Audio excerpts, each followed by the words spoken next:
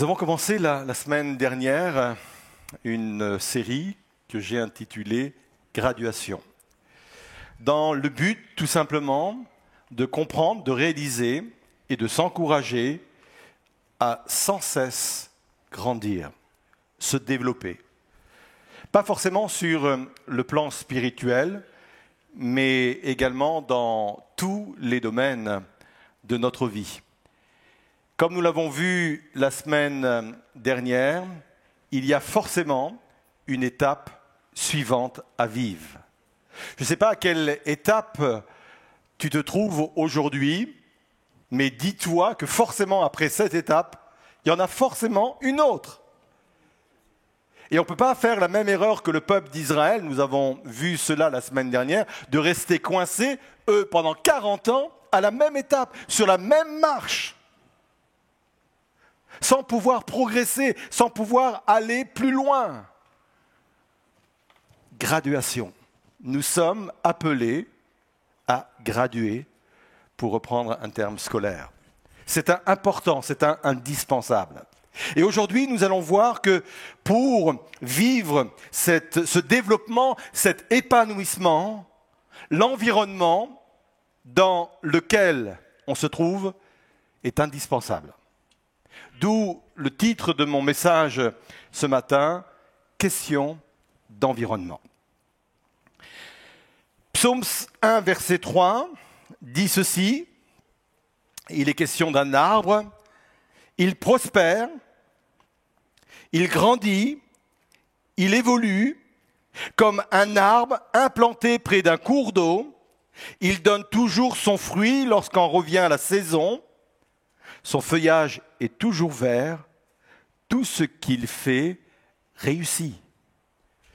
Et la raison pour laquelle il peut croître à ce point, la raison pour laquelle il peut être vert à ce point et donner du fruit à ce point, parce que tout simplement, il se trouve au bon endroit. Il est dans le bon environnement. Si vous prenez une semence, quelle qu'elle soit, il y a dans cette semence une vie extraordinaire. On dit souvent que les semences qui ne sont pas plantées en terre, c'est une semence dormante. Ça veut dire qu'il y a à l'intérieur de cette semence-là un potentiel extraordinaire. Mais tant que vous conservez la semence dans un sachet, dans un tiroir ou je ne sais où, rien ne va se produire parce qu'il n'est pas dans le bon environnement, dans le bon endroit. Mais à partir du moment où vous allez prendre cette semence et vous allez la mettre dans la bonne terre, avec le bon climat, tout le potentiel va se révéler. Et le contexte du psaume que nous venons de lire, c'est l'être humain. Heureux l'homme, dit le psaume. Ça veut dire que cette métaphore que Dieu emploie de cet arbre qui est planté au bon endroit et qui est capable de porter le bon fruit, c'est une métaphore pour nous, les hommes et les femmes de cette terre. Si nous sommes dans le bon environnement, forcément, nous allons nous développer. Nous allons nous épanouir. Alors on va voir ce matin 4 choses qu'il faut connaître, qu'il faut savoir sur les environnements propices à mon développement. 4 choses. La première, il y a des saisons pour changer d'environnement. Quand Dieu appelle Abraham, il le met au défi de changer son environnement, un environnement qu'il aimait bien, un environnement dans lequel il a pu s'épanouir pendant des années auprès de sa famille, de son père, de ses coutumes. Mais à un moment donné, il est dit dans Genèse 12, versets 1 et 2, l'Éternel dit à Abraham, « Va, quitte ton pays, ta famille et la maison de ton père pour te rendre dans le pays que je t'indiquerai. Je ferai de toi l'ancêtre d'un grand peuple, une autre version dit d'une grande nation. Je te bénirai, je ferai de toi un personnage renommé et tu deviendras une source de bénédiction pour d'autres. Et je voudrais que vous puissiez bien me suivre là. Il y a dans la vie d'Abraham un potentiel extraordinaire qui doit se développer. C'est tout ce que le Seigneur est en train de décrire. Tu es appelé à être le père d'une immense nation. Je vais faire de toi un homme connu, reconnu, célèbre. Il y a le potentiel en toi, mais ton environnement n'est pas dimensionné pour que tu puisses vraiment exprimer tout ce potentiel. Je vais prendre un autre exemple. On va mettre cette photo devant vous. C'est la photo d'un chêne qui se trouve dans un pot. Il est beau. Il est tout vert. On voit, il y a la vie, l'intérieur. C'est très bien. Mais si je le laisse dans cet environnement-là, vous savez très bien que malgré qu'il soit chêne, malgré qu'il ait en lui l'ADN d'un chêne, il n'ira pas plus haut que ça. Il ne se développera pas plus que cela. Et on sait pourtant que ça peut devenir des arbres majestueux. Mais pour cela, il faut qu'il change d'environnement. Et ça, c'est l'image d'Abraham. Quand il était en Ur, en Chaldée, chez ses parents, Dieu est en train de lui dire, Abraham, j'ai des projets pour toi. Il y a des choses extraordinaires qui vont se produire avec toi, mais tu dois changer de peau.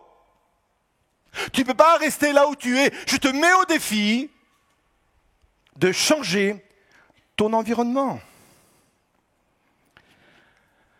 Parfois, Dieu viendra frapper à notre porte en nous disant, il faut que tu changes d'environnement. Parfois, ce sera même des environnements géographiques. Depuis que nous sommes dans le ministère pastoral avec Patricia, avant d'arriver à Lille, nous avons, en 30 ans, plus de 30 ans, changé 5 fois d'église. On a commencé par un petit pot. Une petite église, quarantaine de personnes, je pense qu'on était à cette époque-là. En Normandie, c'était déjà un terrain favorable, quand même, la Normandie. Et on se plaisait dans cet endroit. On a vécu des expériences extraordinaires avec des chrétiens formidables. Et on aurait eu le choix de rester.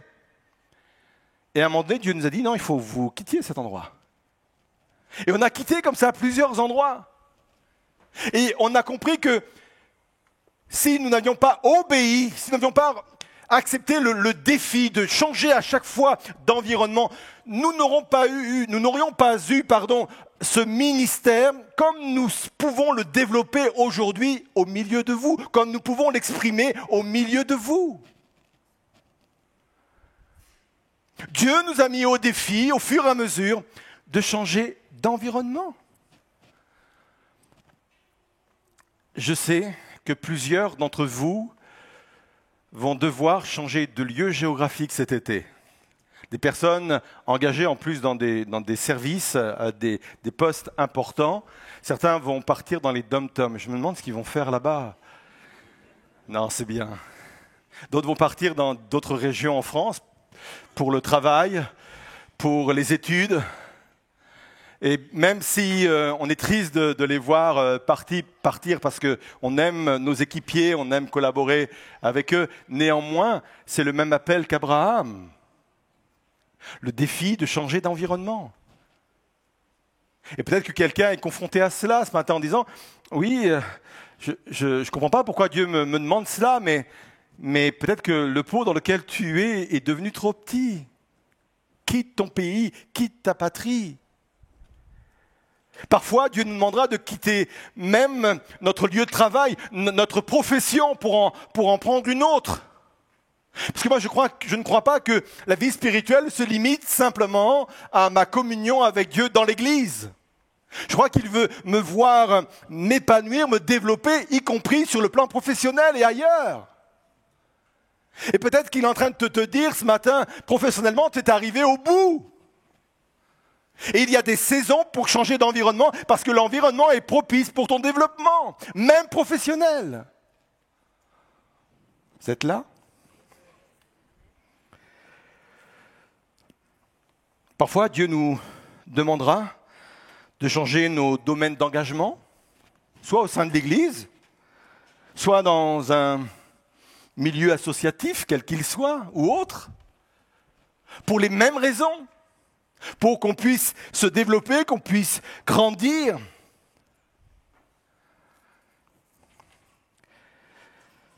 Il y a une leçon à retenir. Je ne peux pas grandir au-delà de mon environnement. Mon environnement détermine mon développement. S'il y a une phrase à retenir sur ce point-là, c'est bien celle-ci. Mon environnement détermine mon développement.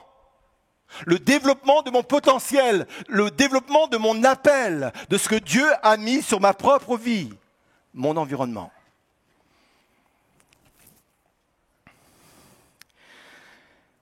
Deuxième chose qu'il faut savoir sur les environnements propices à mon développement, c'est que mes relations jouent un rôle crucial. On connaît ce texte d'un Corinthiens 15, verset 33. L'apôtre Paul va citer un poète grec, en fin de compte, un poète qui est né plus de 300 ans avant Jésus-Christ, et il va dire ceci: attention, ne vous y trompez pas, les mauvaises compagnies, les mauvaises relations, les mauvais environnements relationnels corrompent les bonnes mœurs. Proverbe 13, verset 20, celui qui fréquente les sages devient sage, mais celui qui se plaît avec les insensés s'en trouve mal. Il y a un Canadien qui s'appelle Harve Éclair, qui a dit la même chose mais d'une autre façon. Il a dit ceci: si vous voulez devenir des aigles, cessez de nager avec des canards. C'est bien aussi, non ?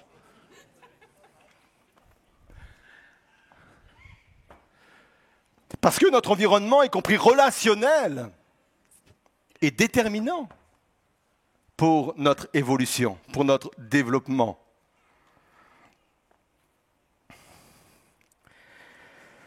Je dois créer mon environnement relationnel. Je dois choisir mes relations. C'est intentionnel. Je dois choisir mes relations.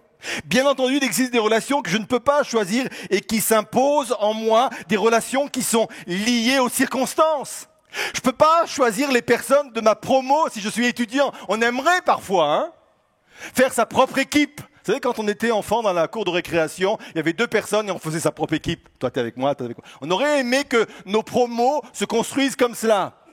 Mais on n'a pas le choix, là. De la même façon qu'on ne choisit pas toujours ses collègues de travail. On ne choisit pas le facteur qui va venir nous apporter le courrier. On ne choisit même pas sa famille. Donc il y a des relations sur lesquelles on n'a pas trop de pouvoir parce qu'elles s'imposent à nous et elles sont liées aux circonstances.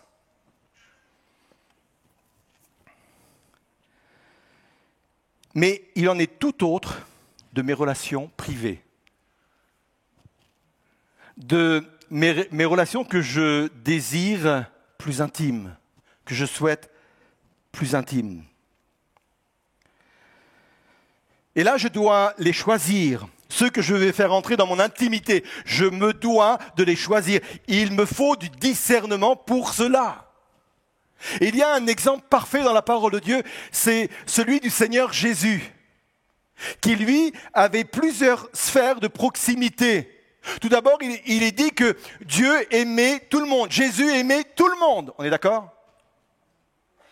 Je vous sens un peu dans le doute là. Car Dieu a tant aimé le monde. Et Jésus est Dieu. Jésus a nourri 5000 personnes. Il a offert le restaurant à 5000 personnes. Il a équipé, il a envoyé 70 personnes. Il a choisi 12 disciples. Et il n'a dit qu'à 11 disciples, parce que Judas n'était pas dans la bande au moment où il a dit ceci, je ne vous appelle plus serviteur, mais je vous appelle ami. Ça veut dire qu'il a fait rentrer dans son cercle d'amis très proches que certaines personnes, 11 personnes au total. Et je pense qu'il faut que nous ayons le même discernement. Savoir quelles sont les personnes auxquelles je peux donner le statut d'être véritable ami, de véritables amis. Quels sont ceux que je dois laisser à l'extérieur, avec lesquels je vais bien m'entendre? Je suis même capable de les inviter au restaurant. Jésus a nourri 5000 personnes. Mais pour ce qui est de mon intimité, ce qui est de ma vie privée, faire passer de serviteur à ami, de connaissance à ami, de collègue de travail à ami, de chrétien à ami. Parce que peut-être que tous nos amis ne doivent pas être des chrétiens. Je ne suis pas en train de dire qu'il faut rester entre chrétiens. Nos amis ne sont pas forcément ou uniquement que des chrétiens, mais en tant que chrétien, j'ai le discernement et la sagesse pour choisir mes amis. Des amis qui vont être là pour me faire grandir, des amis qui vont être là pour m'épanouir, des amis sur lesquels je vais pouvoir compter. L'environnement relationnel est extrêmement important et peut-être que j'ai du tri justement à faire dans mes amis. Ça ne veut pas dire que je vais leur faire la tête demain, ça ne veut pas dire que je vais les mettre dehors demain, mais mon contact ou mon positionnement par rapport à eux peut changer. Et s'il y a même des personnes toxiques, il vaut mieux s'en écarter.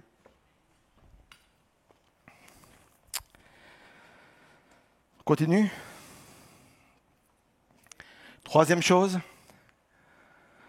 qu'il faut bien comprendre sur les environnements qui sont là pour mon développement, c'est que Dieu me met parfois au large. C'est une expression biblique. David l'a employée à plusieurs reprises. Il va le dire dans des contextes souvent compliqués et difficiles. Il va dire « Dieu m'a mis au large ». Mais ce n'est pas lui qui l'a dit en premier. Le premier, c'est Isaac. Et Isaac, il faut bien connaître dans quel contexte il l'a dit. Isaac, après la mort de son père, Abraham, est un homme qui a ouvert tous les puits, a utilisé tous les puits que son père avait creusés dans le pays. Et comme ça, il a prospéré. Il est devenu un homme important, influent, avec de grands biens. Et un jour, les Philistins qui étaient là ont été jaloux de sa réussite. Alors ils sont mis à boucher les puits, à mettre de la terre dans les puits nécessaires, indispensables pour s'épanouir, pour vivre. Alors Isaac a quitté l'endroit et est allé dans un autre endroit qu'on appelle une cité, une province, Guérar. Et là, les bergers de cette contrée ont vu d'un mauvais œil l'arrivée d'Isaac. Donc ils sont venus reboucher les puits qu'il avait lui-même creusés. Il est allé dans un autre endroit. Et là, on lui a cherché encore querelle, dispute. Et alors il est allé dans un autre endroit. Et voilà ce qu'il est dit. Genèse 26, verset 22. Puis il partit de là et creusa un autre puits pour lequel on ne lui chercha pas querelle. Il l'appela donc Rehoboth, large espace. Car, dit-il, maintenant l'Éternel nous a mis au large et nous prospérons dans le pays. Il arrive parfois que Dieu nous conduise dans un environnement qui s'appelle Rehoboth. C'est un endroit qui nous est offert, un endroit salutaire, réparateur, protecteur. C'est un endroit que Dieu crée rien que pour nous, loin de la pression, loin des conflits, un endroit où je peux me restaurer, un endroit où je peux me retrouver. Ça, c'est mon Rehoboth.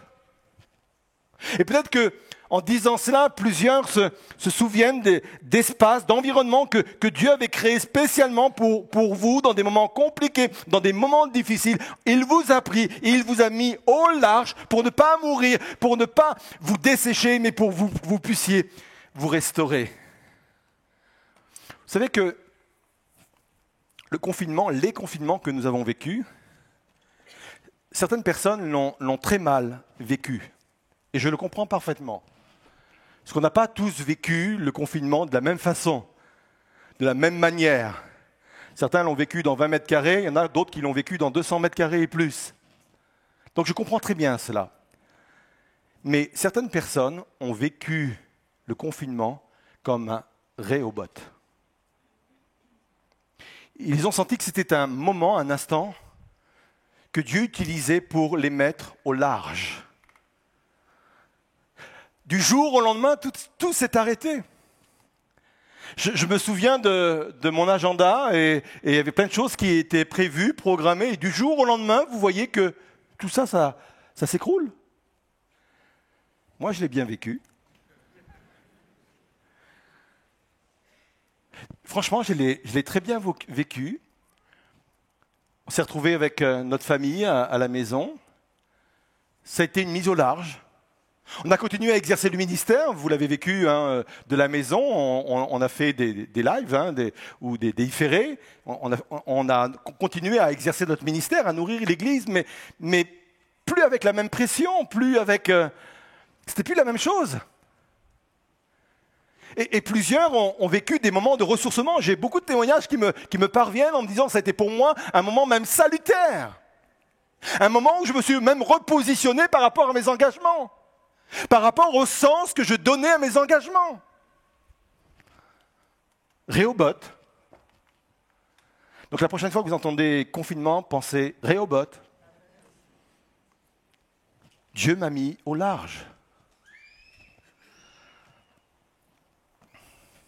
Mon Rehoboth peut être une personne, peut-être une parenthèse, un lieu de repos. Mais il y a des moments où j'ai besoin de cet environnement pour me retrouver, pour me restaurer et continuer à me développer. Dieu a mis sur notre chemin, à Patricia et à moi, des lieux, des personnes, des moments qui ont été pour nous des mises au large. Des moments propices pour notre restauration, des moments propices pour notre renouvellement, des moments propices pour notre épanouissement. Rehoboth. Enfin, quatrièmement, ce qu'il faut savoir sur les environnements propices à notre développement, c'est que j'ai aussi la responsabilité de créer en moi cet environnement propice. Je veux vous parler de ce que j'appelle notre Éden intérieur.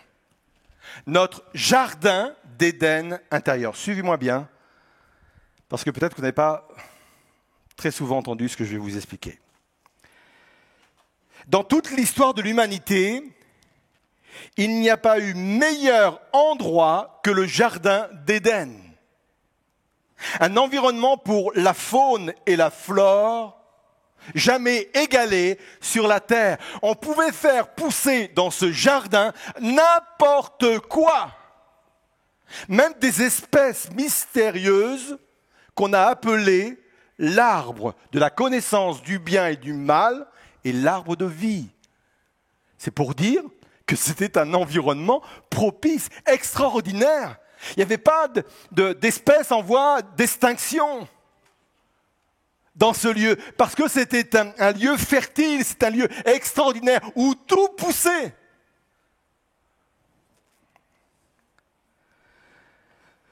J'ai besoin de comprendre que ce jardin d'Éden n'est pas un lieu géographique. J'ai besoin de comprendre que cet Éden, c'est un état intérieur que je dois recréer en moi. J'ai la possibilité de recréer en moi ce lieu fertile, Ce jardin d'Éden tel qu'il existait avant la chute de l'homme. Et là, je vais revenir à mes deux arbres. Avant la chute de l'homme, il y avait ces deux arbres dans le jardin d'Éden. Un, l'arbre de la connaissance du bien et du mal, qui est pour moi, aujourd'hui, quelque chose de très important. C'est pour moi, aujourd'hui, la possibilité de faire des choix, mon libre arbitre. L'arbre de la connaissance du bien et du mal, c'est mon libre arbitre que j'ai déjà à l'intérieur de moi. Et il y avait l'arbre de vie. Et l'arbre de vie, quand il y a eu la chute de l'homme, premièrement, Adam et Ève ont été expulsés du jardin d'Éden. Et deuxièmement, la Bible nous dit qu'il y a eu des chérubins qui sont mis devant l'accès à l'arbre de vie pour empêcher que les personnes aillent manger de ce fruit. Pourquoi ? Parce que ce fruit avait la faculté, la possibilité de nous rendre éternels. Et pourquoi Dieu a empêché que nous allions manger de ce fruit ? Parce qu'il ne voulait pas qu'on reste éternel dans l'état que nous sommes aujourd'hui. Vous imaginez être pécheur éternellement ? Qui est partant pour ce voyage ? Avec un corps qui se déglingue sans cesse ? Avec des courbatures éternellement ? Avec des maladies éternellement, sans jamais pouvoir mourir, mais continuons à porter nos fardeaux jusqu'au bout. Qui peut imaginer une telle vie ? Donc c'est pour notre bien que Dieu a fermé l'accès à l'arbre de vie. Mais savez-vous que cet arbre de vie nous a été restitué aujourd'hui ? L'arbre de vie, c'est une personne, et c'est la personne de Jésus. Il est venu nous apporter la vie éternelle.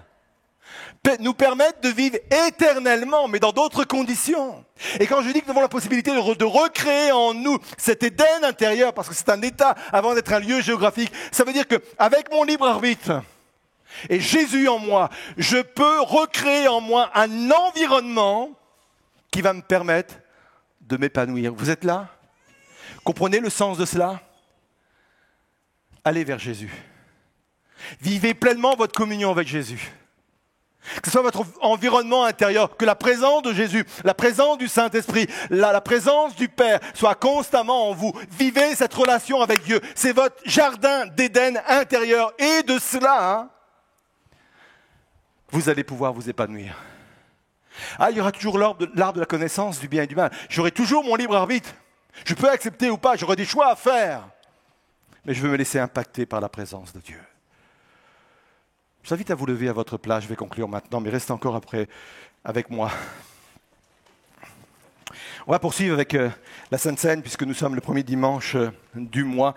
Et j'ai invité les servantes et serviteurs à s'approcher, et même à commencer à distribuer la Sainte Seine. Parce qu'on va vivre ce moment-là en y incluant la Sainte Seine. Je crois que Dieu m'interpelle ce matin. Il vient m'interpeller sur plusieurs sujets. Premièrement, le sujet de pouvoir encore grandir, pouvoir m'épanouir, pouvoir me développer. Il veut vraiment m'emmener vers cela ce matin. Et peut-être que j'ai besoin de prendre position par rapport à certains sujets, à certains domaines. Le chant qui va être interprété va aussi traiter un des domaines que nous avons partagé. Puisque ce chant va nous emmener à choisir aussi notre lieu de retraite, notre lieu où Dieu va pouvoir nous cacher, le lieu où Dieu va pouvoir nous mettre au large. Rehoboth. Peut-être qu'il y a des personnes ce matin qui se sont là et se disent « J'ai besoin, dans mon instant présent, là, j'ai besoin, Seigneur, que tu me prennes pour me mettre au large, pour que tu me mettes au large. Je ne supporte plus la pression, je ne supporte plus, Seigneur, les conflits, je ne supporte plus, Seigneur, ce que je suis en train de vivre. Prends-moi et mets-moi un instant au large, Seigneur. » Je crois que vous pouvez vivre ce matin votre restauration, et y compris en prenant la Sainte Seine. Il n'y a rien de magique dans le pain et dans le vin. C'est simplement des symboles du sang de Jésus-Christ et du corps de Jésus-Christ. Mais si je mets ma foi dans ces symboles-là et je m'approprie l'œuvre qu'elle représente, je peux vivre mon Rehoboth ce matin. Je peux vivre cet environnement que Dieu veut mettre à ma disposition. Ce pain et ce vin peuvent aussi m'aider à revenir à Jésus afin de recréer en moi cet Éden intérieur.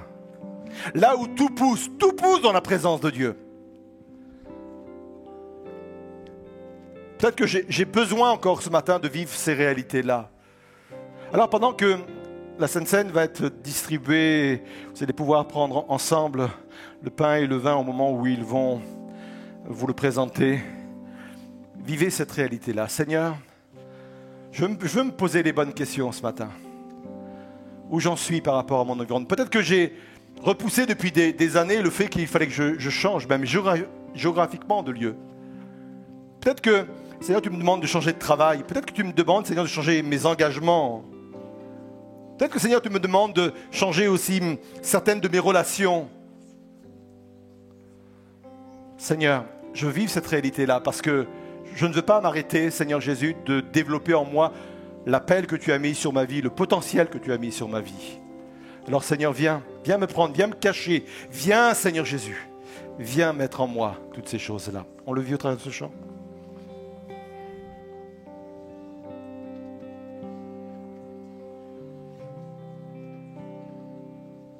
Celui qui demeure à l'abri du Très-Haut repose à l'ombre d'El Shaddai.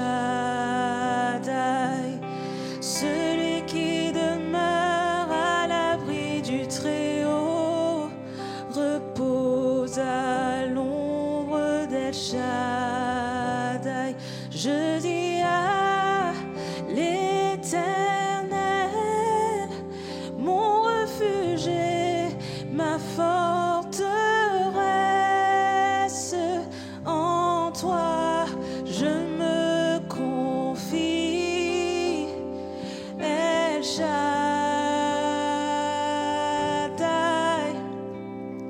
en toi je me confie.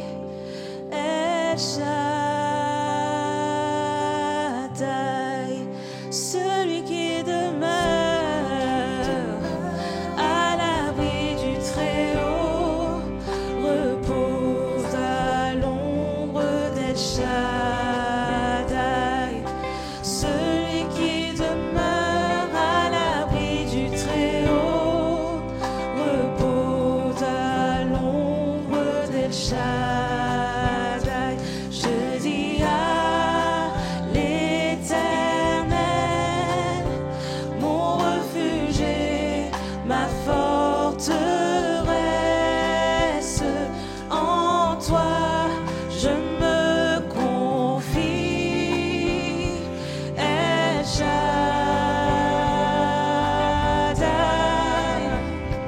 en toi je me confie. El Shaddai,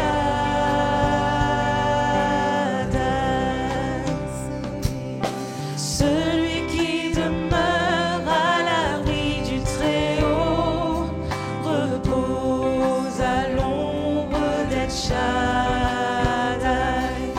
Celui qui demeure à l'abri du Très-Haut repose à l'ombre d'El Shaddai.